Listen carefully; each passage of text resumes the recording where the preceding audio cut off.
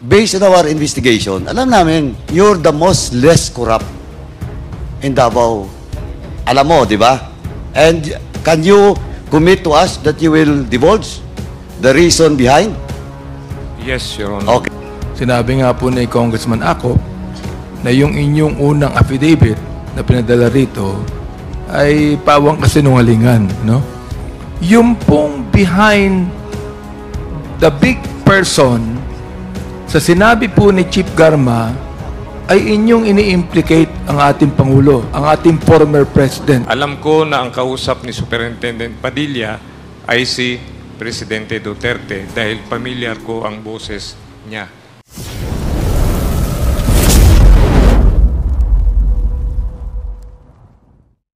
Thank you, Chairman. Anyway, Mr. Chairman, eto lang po, Colonel Padilla, kasi buo na po yung puzzle. Buo na namin po. Ngayon, we're just requesting you to tell the truth. Now, in my question, pag hindi mo kayang sagutin in public, you will just tell me na mag-executive, you will request for an executive session. Okay? Kaya nga po, humihingi po ako ng for an executive session. Kaya nga po, tanungin muna kita just to establish the premise that indeed Di ba, Your Honor? you can be allowed to for your request, okay? Ano lang po, premise lang. Sige po. Okay? Sabihin mo lang pag hindi mo masagot, okay? Sa executive session na lang just in case, okay?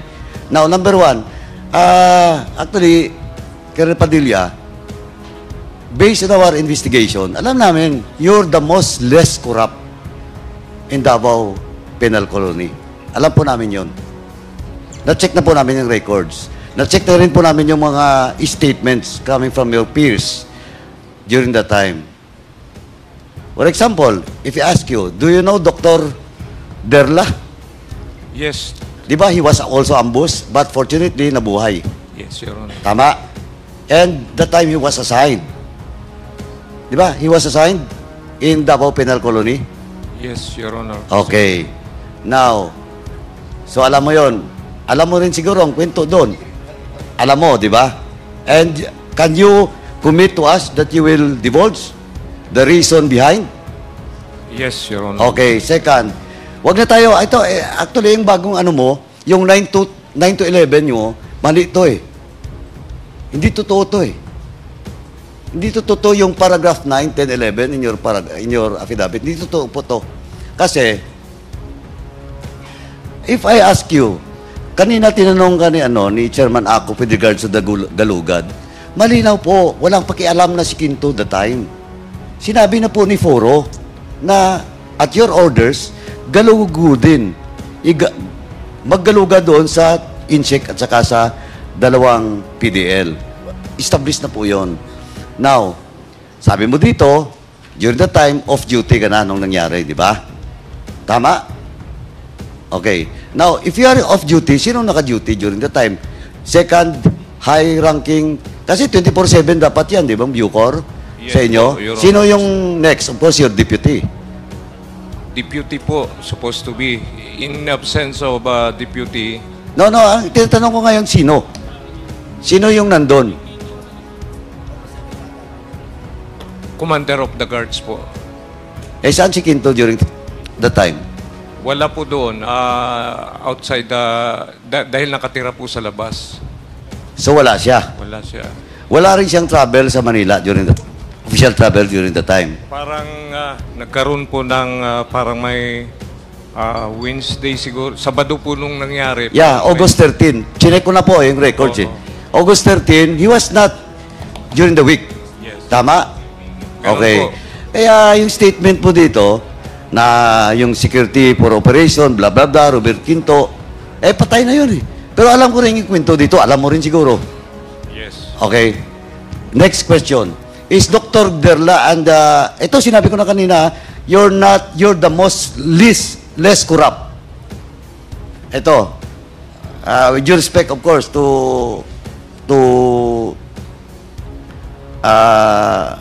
former colonel, now deceased, Quinto. Alam mo naman yung relasyon ni Quinto, ni Derla, sa tatlong Chinese, especially kay Tony Lim. Alam mo yun, di ba? Yes, Your Honor. Now, can you divulge it during the executive session? Yes, Your Honor. At least para lang po maklear din natin yung pangalan ni Quinto with regards to that killing. Kaya nga po, humihingi ako ng... Okay na, okay na. I just want to establish muna. Kaya nga, nung nakarang hearing pa, sinabi ko na alam na po namin yung puzzle. Tapos na po yun. Tapos na po yun. And well, in fact, siguro, I just want to confirm to you, during the first hearing, kaya hindi mo po masabi-sabi na nakausap mo si Garma because, alam mo, si Garma, her record, dun sa Davao, di ba? As CIDG, as Chief of Police of a station, di ba? Very close to the President, di ba? Alam mo yun, di ba?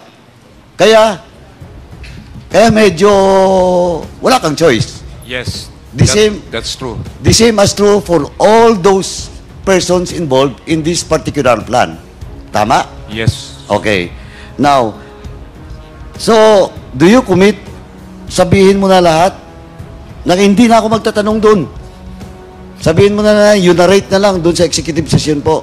Yes. Kasi gusto ko rin i-clear yung pangalan ni Deputy Superintendent Quinto with regards to what happened. Yes, Your Pero Honor. I will not clear his name with regards to his affiliation with the three Chinese. And pwede natin, well, in fact, kilala mo rin si Macariola. Tama? Yes, Your Honor. Tila ba? And do you confirm that Macariola is very close to classmate ni Quinto? Yes, Your Honor. Oh, Yes, di ba? Okay, tell all ka na doon. Ayop pa. Ayop kasi as stated by Congressman Acop, pag hindi ka nagsabi ng totoo, we will cut short your statement yes, during the Your executive Honor. session. Yes, Your Honor. Tsaka po, marami pa po eh. May mga complication ka kasi. Dami dito. For example, Inspector Glasse. Ito, Glasse. Inspector Edgardo Mendoza. Chief Inspector Roque. Now assigned in Sablayan. Si Glasse nasa NBP ngayon, di ba? Tama? Davao po. Davao pa rin. Okay. Now, si Roque is in Sablayan. In Davao po. In Davao pa rin. O, tama. And marami pa po. Mga names. Kasi we have already checked. Pero as I've stated, I hope you will say it all during the executive session. Kasi, again, let me stress, ikaw po, less corrupt ka. Doon sa loob ng po. Thank you po. Nakuha ko na po yung background mo. Kaya lang, I do believe na na-pressure ka lang. Kaya tell all na. Tell all na kasi wala na eh. And you will be retiring by November, di ba? Tama. Kasi baka magpatong-patong pang kaso mo because of this. Okay? So, you commit na to this committee. Okay, ha? Yes po. Your Okay. Honor, Mr. That's all, Mr. Chairman. He has already committed and let's see what will happen during the executive session. Thank you, Mr. Chairman. Thank you, Congressman Paduano. The next to interpolate is Congressman Benny Abante. You are recognized. Thank you, Mr. Chair. Magandang tanghali po, Superintendent Padilla. Marami nang naitanong sa inyo at ako'y nagpapasalamat sa inyong mga sagot. I hope that you're really honest enough today sapagkat sinabi nga po ni Congressman Acop na yung inyong unang affidavit na pinadala rito ay pawang kasinungalingan, no? At ngayon, bagong affidavit ninyo ay talagang sinasabi ni po ninyo that you are now telling the truth and nothing but the truth. Ni ba? Yes po. O, Your nabanggit Honor. po ninyo rito ang pag-uusap po ninyo ng CIDG Officer Royina Garma. Babanggitin ko uli ang pinag-usapan ninyo. Ang sabi sa inyo na Chief Garma, and I quote, may mga tao kami dyan na gagawa at wag mo nang questionin. And whether you like it or not, we will operate and do not interfere. Baka madamay pa pamilya mo. Alam mo na si Congressman, Colonel Garma, babae, di ba? Yes po. Ibig niyo sabihin na iniwala kayo na ang isang babae pwedeng sabihin to sa inyo? Hawak po nila ang... Alright. Sinabi nyo that you were nagkaroon kayo ng intense pressure. Yung intense pressure, ibig sabihin natakot kayo, sinabi niya. Kayo ba ay nagkaroon ng intense pressure sa kanyang sinabi o sa isip ninyo meron pang tao behind what Chief Garma said at mas mataas po ito? That's true. Hindi po kayo natakot dun sa sinabi ni Chief Garma eh. Kinabahan kayo sapagkat alam ninyo na mayroong mas malaking tao behind what Chief Garma said. Yes po. Kanina po, nabanggit ninyo, tinanong po kayo ng isang colleague namin dito about the former president. Pinanggit niyo yung mayor pa siya. Ano po, nung si Chief Garma ay naging commander ba sa Davao? Si DG po. O therefore, ang binabanggit ninyo, ito, yung pong behind the big person sa sinabi po ni Chief Garma ay inyong ini-implicate ang ating Pangulo, ang ating former president. Ganun po ba? Hindi ko naman po in-implicate, pero hawak po sila ng mas mataas. Okay, ibig sabihin yan, hawak po si Chief Garma ng mas mataas. At ang mas mataas niyan ay ang dating Pangulo. Tama ho ba ako?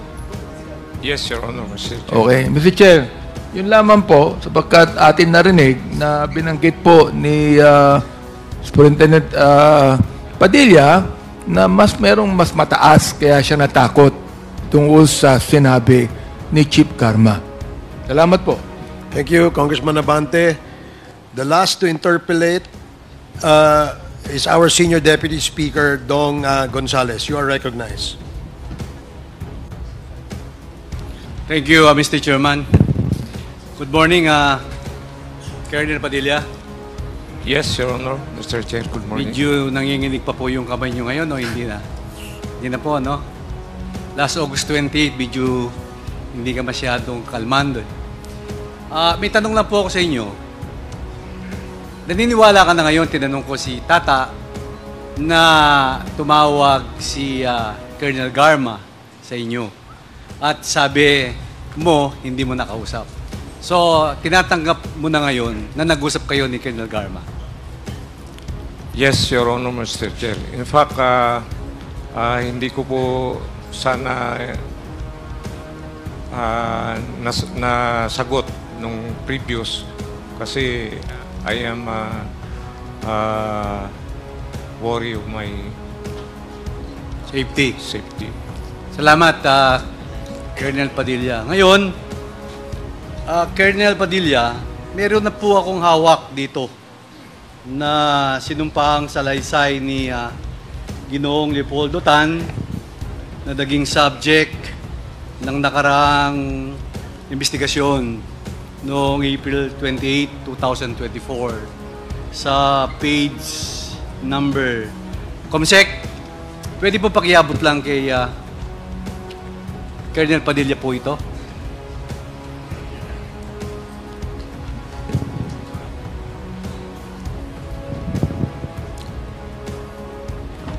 Colonel Padilla, yung pong tatlo po yung nakabilog, gusto ko lang pong marinig ng mga miyembro at mga nakikinig sa buong mundo. Pwede niyo pong basahin yung number 28? Number 28 po. Number 28 po. Sa salaysay ni Leopoldo Tan. Habang naglalakad kami, Pakilapit po yung mikropono. habang naglalakad kami papuntang investigation section, tumunog ang cellphone ni Superintendent Padilla. Nakita ko na pinindot ni Superintendent Padilla ang kanyang cellphone. Nadinig ko na sinabi nung tumawag kay Superintendent Padilla, "Congrats, Superintendent Padilla, job well done." Pero grabe yung ginawa mo, ginawang tinuguan. Medyo mahina po yung mikropono. Pakiulit lang po yung last sentence. Pero grabe yung ginawa mo, ginawa mong dinuguan. Oh. 29, alam ko Sige na... po, number 29. Pakibasa po yung number 29. Alam ko na ang kausap ni Superintendent Padilla ay si Presidente Duterte dahil familiar ko ang boses niya. At number 30 po, pakibasa yung number 30. Pagkatapos ng tawag, sabi ni Superintendent Padilla sa mga kasamahan niya doon, tumawag si Presidente, nag-congrats sa akin. Dahil sa sinabing ito ni Superintendent Padilla, kaya lalo akong napaniwala na ang tumawag sa kanya ay si President Duterte. Colonel Padilla, ngayon nandito ko po sa harap ng mga miyembro ng Kongreso.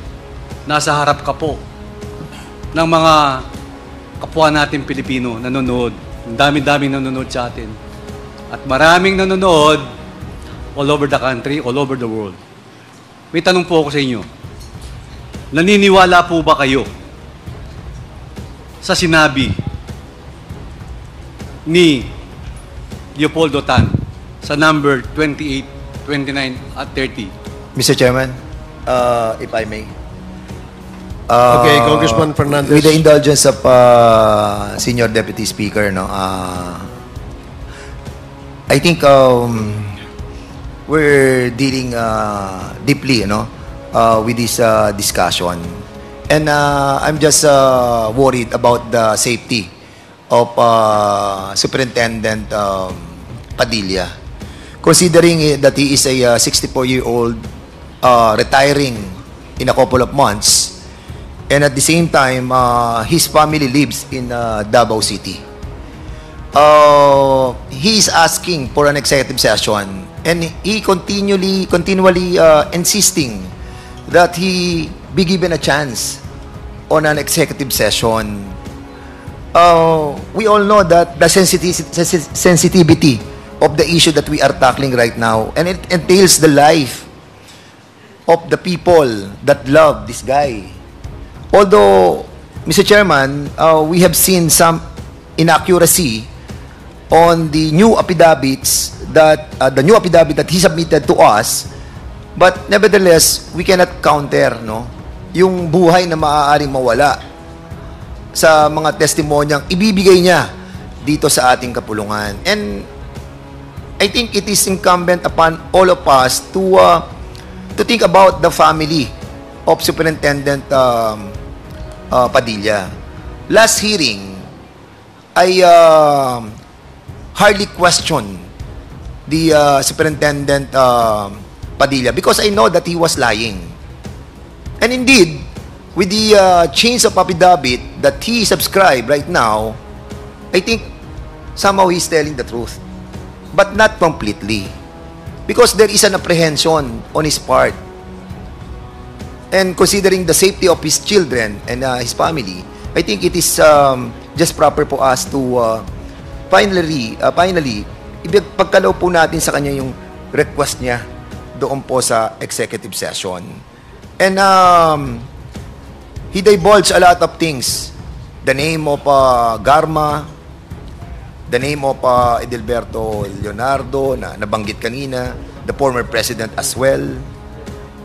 And I think, Mr. Chairman, this is high time that pagbigyan na po natin si Superintendent Padilla. And if I may, Mr. Chair, kasi you are reading a lot of documents.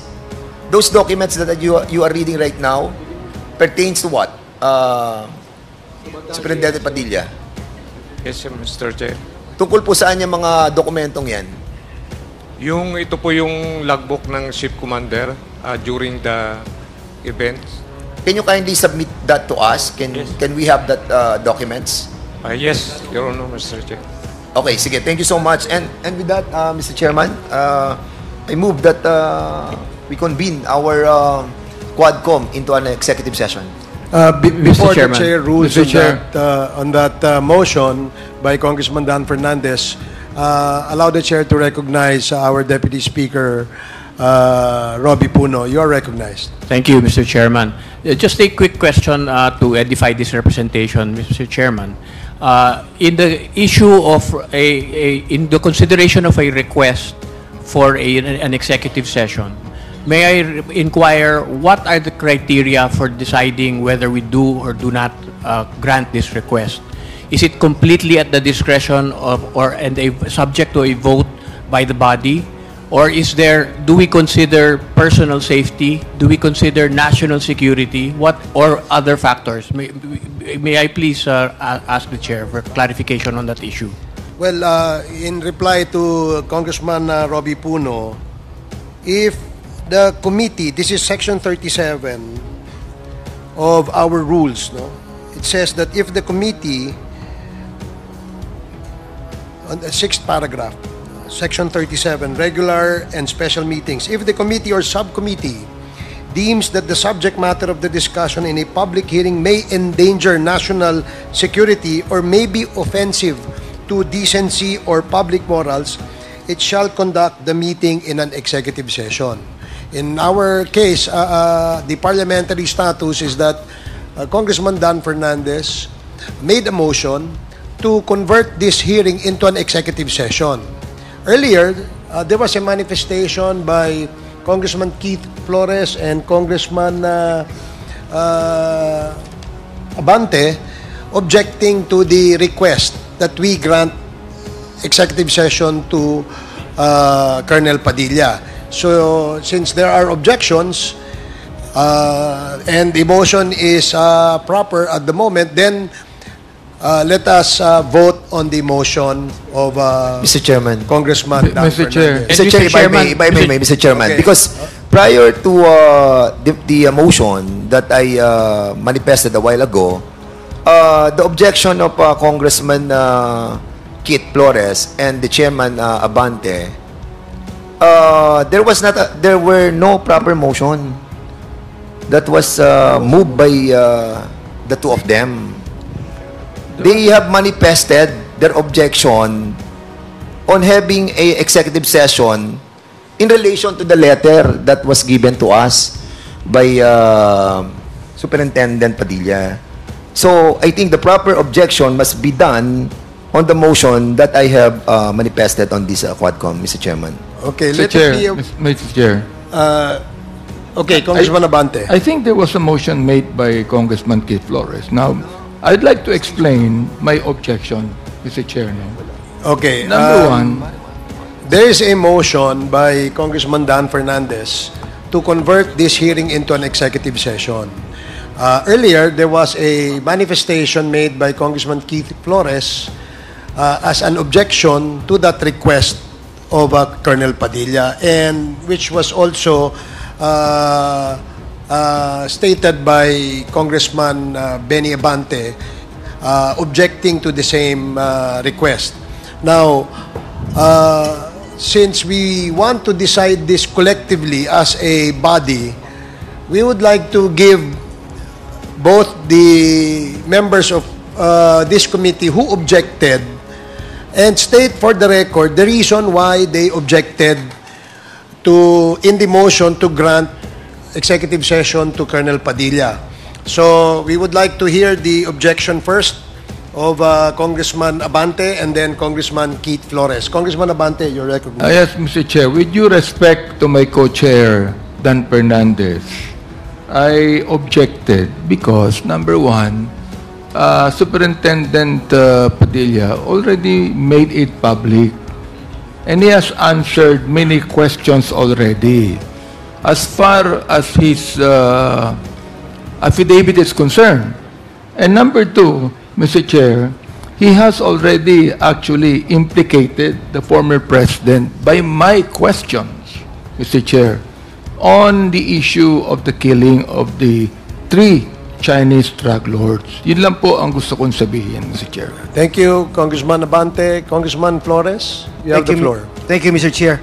Mr. Chair, in light of the manifestation of Chairman Dan Fernandez, I will give Colonel Padilla a chance, Mr. Chair, to answer questions which he thinks should only be disclosed during an executive session. Thank you, Congressman Flores. So now, we will now rule on the motion of Congressman Dan Fernandez. Mr. Chair, can I ask for a 1-minute suspension? On the please? question raised by Congressman Robbie Puno, does the gentleman from Antipolo is satisfied with the reply of the chair? Just a further clarification, Mr. Chairman. Please proceed. The response that I hear from the chairman seems to suggest that the position taken by Colonel Padilla has been that it is for his personal safety that he wants an executive session. And according to the rules that you have stated, Mr. Chairman, that's not one of the criteria for granting an executive session. But, Okay, That's Mr. Chair. all, Mr. Chairman. Among others, the reason that Colonel Padilla cited is the safety, his personal safety and his family's safety. Now, we will grant him an executive session, listen to his revelation, and we will decide whether indeed the session that we will have with him is an executive session where we cannot disclose to the public what we discussed in this executive session. So it is still up to the committee to whether we will make public the disclosure or the revelation that will be made by Colonel Padilla in our executive session. That's clear, very clear, Mr. Chairman. Thank you very much.